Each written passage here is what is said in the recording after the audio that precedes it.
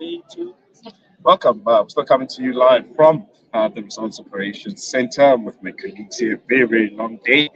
Results analysis is still trickling in. And we're going to have a really interesting conversation. I'm with Mr. Bengo, who's been here since morning, the seasoned Salam media presenter who's been with us from the past since the election started. And we also with the ever dynamic like graduate, young budding journalist here, and we'll be having a conversation about, ever since these elections started, us here at Salam Media, we coined them the lucrative Muslim vote. That's the angle that we took. And I want to chat a bit about it. We crisscrossed the country, debates, trying to get a feel of what South African Muslims are actually, feeling and thinking, when it comes to who they're going to decide to vote for. Nafisa, your thoughts, looking at the results coming in. So I'm going to start in the infamous area of Western Cape. Yeah. A rather interesting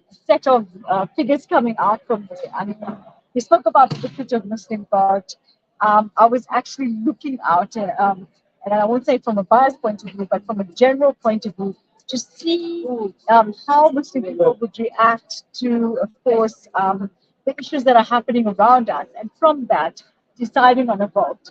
And when I look at the figures there, it's rather startling to see that no Muslim party has really featured in a big way, which I would have expected in some way.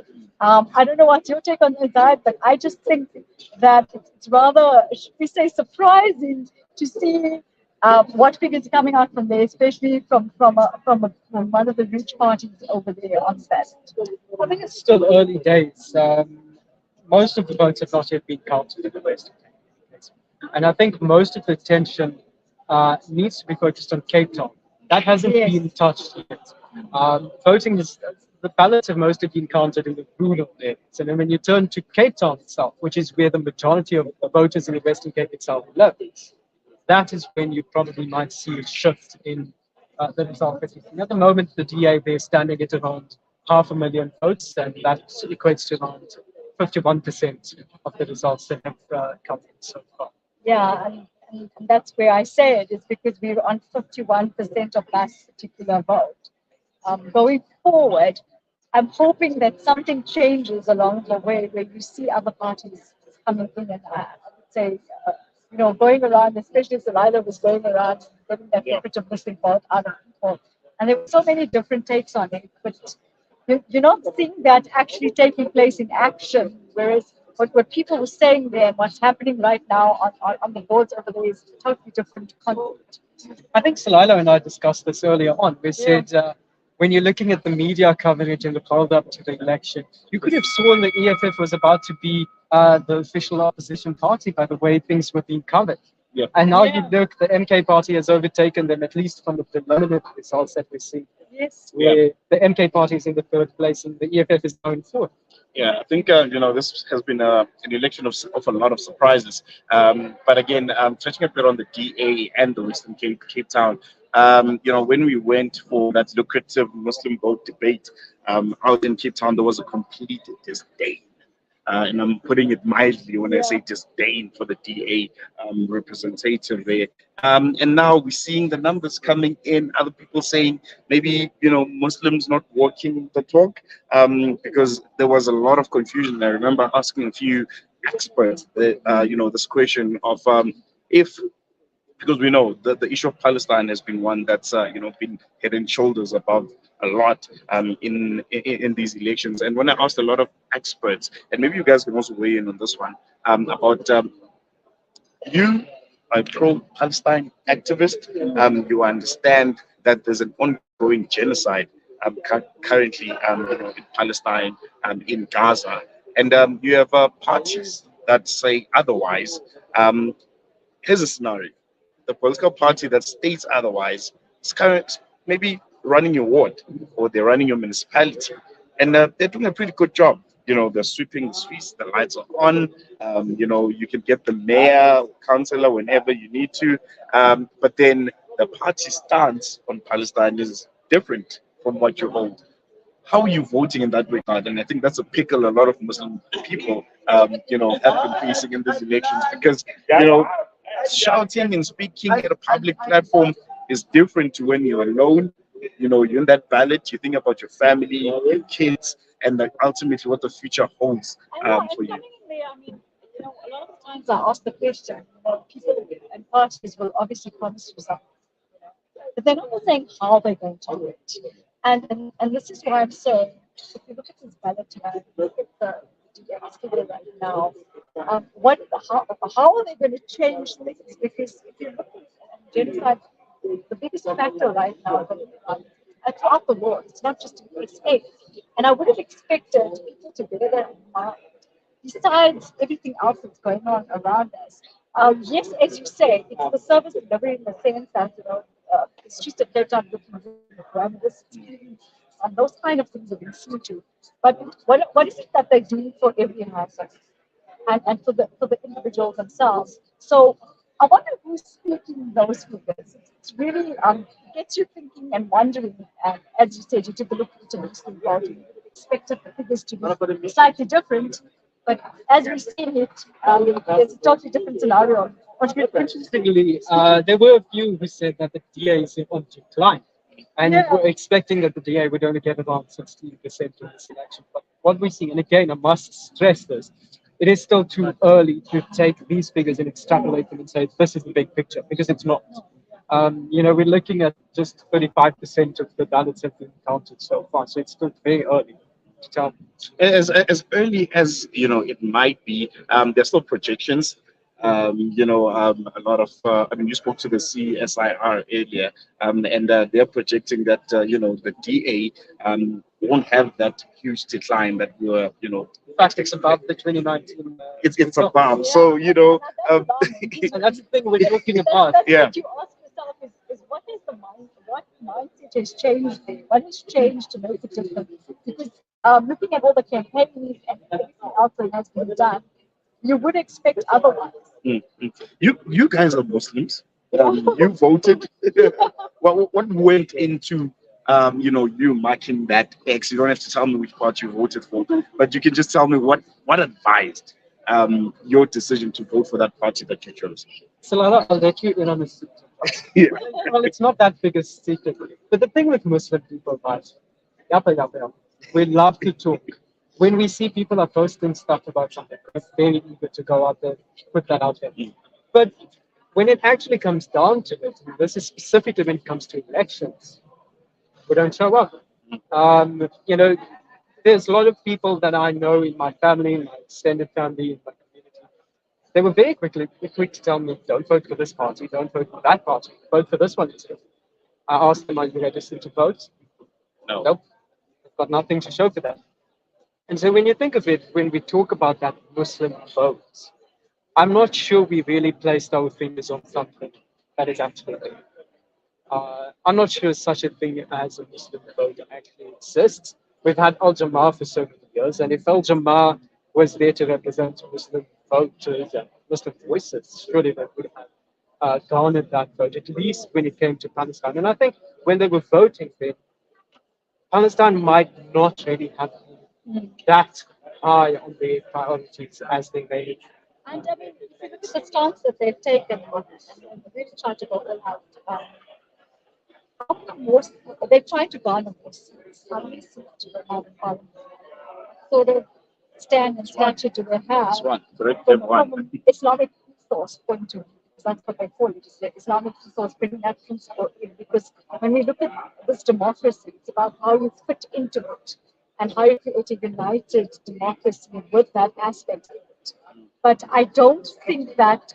I think also maybe the education part, and people start. A lot of people that I spoke to, I'm going to be honest with you, were rather confused.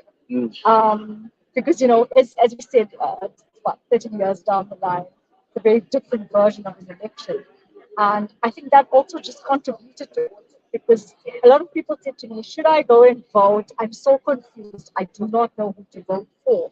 So that's where I bring that aspect back in again. Is a lot of the parties when they campaigned, and if you look at it, they said, "I will do this." But if you ask me that question, I would say, how would you do it? What would you do to come up with the necessary solution to the issues and the challenges that we face? Get out the solution to us so we know, oh, you are going to do something about renewable energy and put in solar panels. You are going to do this. You are going to do that. How you do it? And I think that is the main question that has been missing in the entire plot here with these campaigns. I mean, I watched the Lucrative Muslim Vote, and each one that spoke about what they can give you, but not how they can give it. No, And I think that's where people definitely. have got lost along the way because they were not educated about how the party is going to change that narrative for them. Mm. And I think one thing for me is it's not a secret that in South Africa, Muslim people are a very, very, very small, minute minority. But then you had different political parties popping up. Al Jamaa, they've been there, and then you've had, the entrance of the likes of M4C coming in, and then you have the Sun Sizwe Umma party. They're saying they're not particularly a Muslim party, just guided by Islamic ethos, Christian, well, believers ethos. But then my thinking is, you're a minority. There's already such a small pie when it comes to the demographics that you want to cater for. Why not come together and consolidate the Muslim vote to one party? Now, I think that people were very eager to take on the Palestinian cause. Whatever they're going to tell you, they're going to tell you, well, we've supported the Palestinian cause for a long time. The reality is, this is an election year. They're going to tell you things that is, they think, at least they believe and think, are going to get your vote. And they may have placed their bets too much on the Palestinian cause. People are, yeah. Just the fact that unified, you stand strong. So I think, as you say, I mean, right now, if you look at the figures, they're not very strong in each party. Whereas if they had unified, they would have had a better, should we say, chance of getting more seats in parliament to be able to take that force through and take it for the people of South Africa, not necessarily Muslims. And just going forward, well, before going forward, we touched a bit on Palestine. How much of a factor, or was it a factor as much as we thought it would be in these elections? Because you see the likes of ANC kind of putting that at top of their agenda in their campaign. We all thought the DA would be at the back foot because of the stance that they hold. I mean, you burn a flag and you can still, you can deny a genocide. I mean, you go to the ICJ, you go out of your way to do things. So I think that should have been taken into account as well. It's the fact that you're taking a stance on such a serious issue and trying to really make a difference. I think that's important.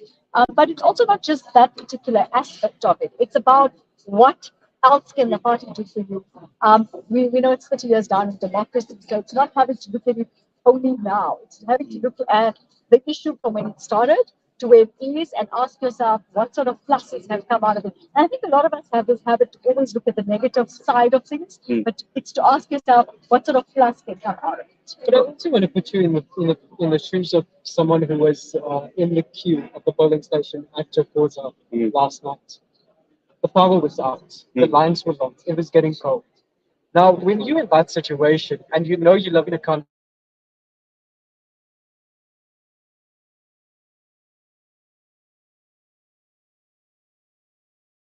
the priorities obviously differ between people.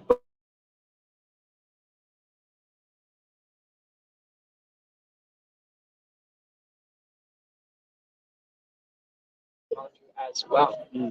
No, definitely. I think this is a really, really interesting conversation. We're going to be bringing in Maulana Ibrahim Musa from the Palestine Information Network. Salam alaikum. How's it? You're well.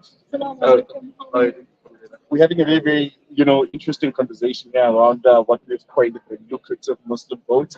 Just trying to get into the psyche of the Muslim population here in South Africa, as what advised their vote. We saw a lot of parties campaigning in Muslim areas. The EFF, going to Indonesia, for instance, and Julius Malema telling Muslims how a good Muslim should be voting. There seemed to be a hunger for the Muslim vote now more than we've ever seen. What do you think inspired this? I think there was this expectation that this being such a major election, the margins possibly could be quite cutthroat, and perhaps not a case of minority or majority, but a case of different parties needing to work together afterwards for coalitions, and therefore every vote within that setup would be, exceptionally important. So I think in that way, the Muslim, perhaps also banking on the fact that there would be potentially a good percentage of educated people within the Muslim community, professionals, people who could be counted on to turn up on election day, and therefore coming to the community with that expectation that you'd be able to count on you at least to boost the numbers on election day. I think that was one major factor to look at, and obviously the issue of Palestine can be used for humanitarian reasons, or it could be used opportunistically by parties. Do you feel maybe that was, what was happening in the campaign trails of the different political parties? There were some that saw the issue of Palestine and the ongoing genocide as low-hanging fruits, that they can use and dangle in front of Muslims and say, look, we've been supporting Palestine, come vote for us, while they are, indifferent about the issue. Not necessarily. I mean, I think if you were to look at it numerically, then to go back to your first question, would that make such a big, would that be such a decisive factor to be able to shift the vote? Perhaps in the Western KPS, but in other parts of the country, no.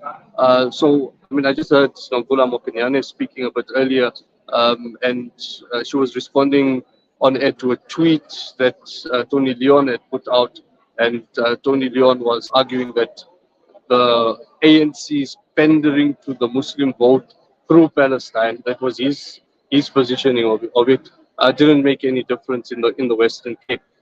And she said that we didn't do it. That's what's her words. I'm not going to agree or disagree, but she said we didn't do this for political reasons. We did this for pure reasons of conscience. And I tend to think in that particular regard, because I don't see the taking a position on Palestine to be able to shift votes tremendously. If anything, for the ANC to take up the position of Palestine could be a politically risky affair, causing it all kinds of problems with the West, with the United States, causing the economy to tank. So, especially on that particular score, I think the ANC was more acting out of conscience and international solidarity rather than any politics. So did you say more of a humanitarian?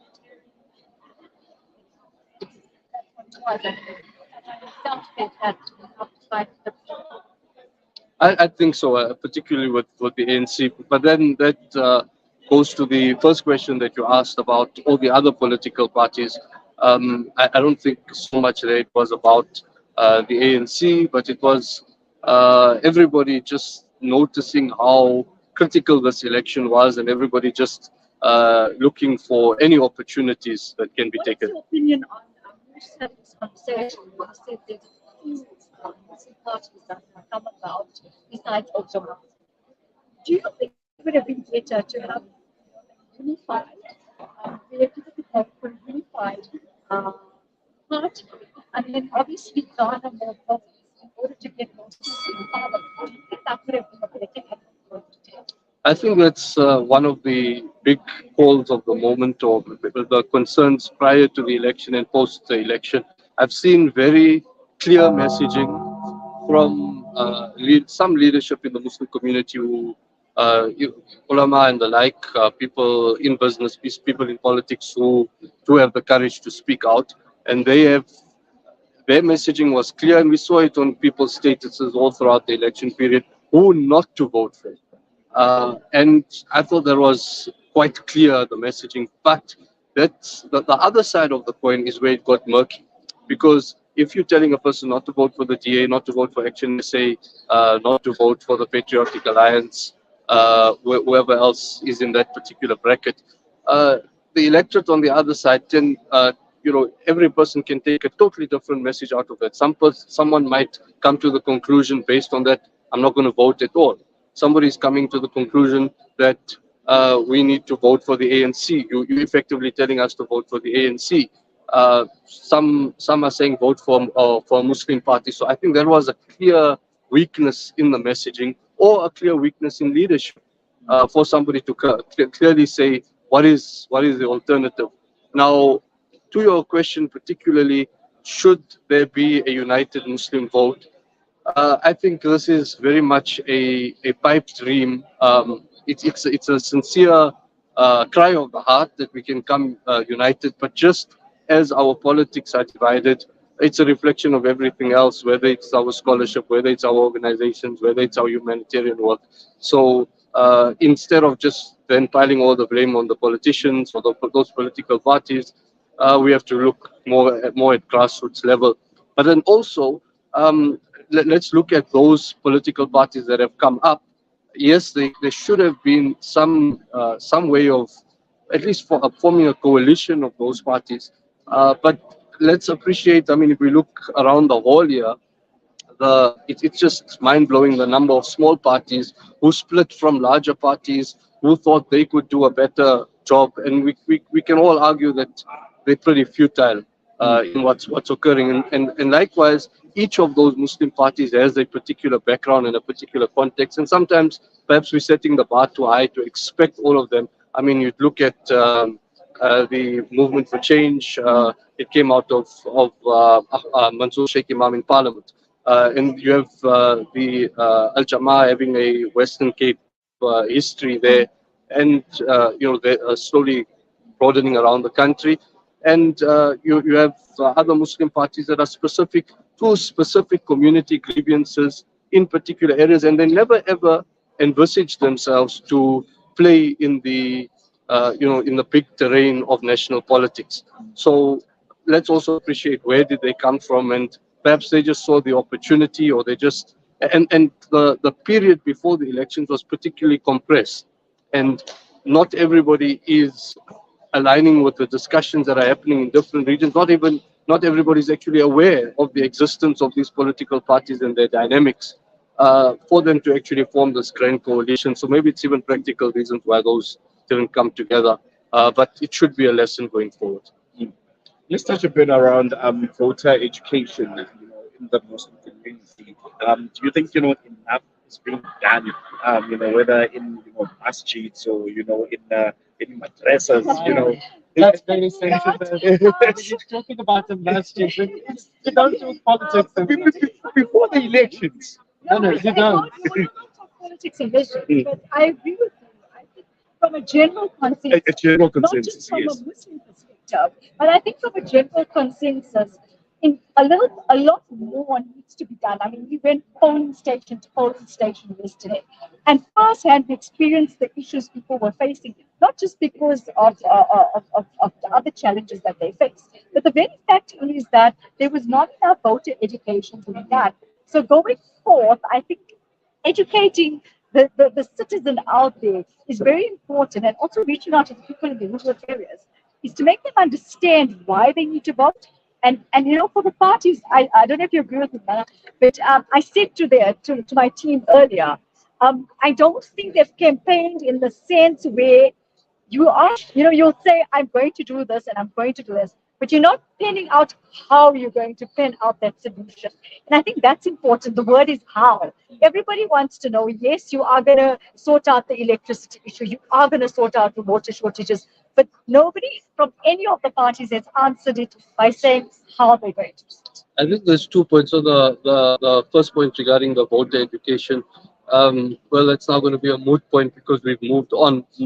But the need then comes in at this point in time for civic education. There's, I'd say 2 broad detrimental trends in the community or in leadership. One would be absolutely insular, just cutting off completely from politics, and just tarnishing anything that's associated with it as being bad, and you're going to get your hands burnt and it's evil and all the like. And the other would be the understanding of politics would be, let us rub shoulders with the high and mighty, let's rub shoulders with the ANC, let's secure access and secure privileges. None of this is getting down and dirty to the work that needs to happen. I mean, if you want to endorse the ANC, well and good, but then how are your interests going to be represented in the ANC post-elections?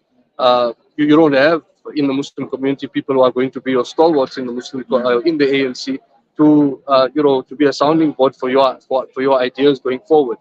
So I think that's very critical going forward. Not appreciating that voting is not just the limit of our participation in this process. That's just one minor act at the end of the process. It is how are you going to be part of school governing bodies? How are you going to be part of community safety bodies? How are you going to be drafting policy? How are you going to be lobbying? So I think that's the kind of education that needs to be integrated within our communities, more than just pure voting, vote education, how to do on the particular day. I can't recall the second point that you were making towards the end. I had something to say about that as well. Yeah, I was like, when parties were campaigning, literally they didn't speak about the how. And I think that's very important because everyone had the same general consensus. We'll sort out the electricity, we'll do service delivery. We hear that all the time. So from a citizen's point of view, the public out there would like to know how will it be done? Because, I mean, obviously I can tell you that, but you're not giving me the solution. And I think then, because we're talking about, your point is absolutely valid for all the major parties. It's very much rhetoric in that particular way, and people would very much resonate when there are the specifics that are dealt with. But I want to bring it to the Muslim community. And when it comes to the elections, the appeal is made predominantly to whether it's Al Jamaa, whether it's the various Muslim parties coming, with ball in hand to the Muslim community to vote for us. But the parties, when they position themselves in their platforms, they've position themselves as very broad-based parties for the rest of South Africa. I appreciate that we are part of South Africa, and I appreciate that we have to resonate with the major debates of the day, whether it's land, whether it's unemployment, all of these very critical debates. But there's a disconnect whereby you positioning yourself in the public as something else, but you know that you are going to call on the Muslim community particularly for voting. You are going to call on the Muslim community particularly for funding. So why don't you craft your manifestos in such a way that appeals to your niche, and you focus on your niche while having broad principles to be able to interact with the wider political spectrum. Len, I think we're going to let you go. We'll continue with the team. Jazakallah so much for joining us. Thank you so much. All right, we're going to wrap it up now. Just cutting shots. Yeah. A set of conversations. I think there's still a lot to be dealt with. I think we learn as we go along. This is only the 7th one. Hopefully, the next time round, we'll see things changing even more. But as we said, I always believe in one thing: power is knowledge, knowledge is power. Right. Yeah, I mean, I don't have a quote like this. What I can say is that, it is quite quiet right now. We heard the gong go, which is about 5 million votes. So, we can talk a lot. We can look at the Western Cape and look at the DA's results there, look at the DA's results nationally. But ultimately, it really does depend on the remainder of the votes. So we really need to wait for those results to come from metros. That's when we can actually know, whether there was this Muslim vote, how did it play out, what happened here, how will Muslims actually vote if they voted. No, I think for me, this exercise, the exercise of elections, is just a demonstration of South Africa's, versatile democracy. As young as it might be, only 30 years old, it's very active. There's about 300 political parties that are registered with IEC, more than 50 appearing on the ballot. So this is a sign of a healthy democracy. I think if we continue having, these, whether so nuanced, conversations about, small demographics, I think nowhere else in the world, you'd have a conversation like this only here in South Africa. And I think there's something to celebrate. And regarding the elections, I think, yeah, we, 5 million votes in now. I think the results are going to be announced on Sunday, if I'm not mistaken. So there's still a very, very long way to go. Everything that you see behind us here could change, and it could be a whole different picture. So yeah, just keep it locked to Salam Media. We'll be here for the duration of the counting and the sorting of the elections. But for now, we're going to leave it here. Good night. Keep watching, keep watching us, keep supporting us. Assalamu alaikum.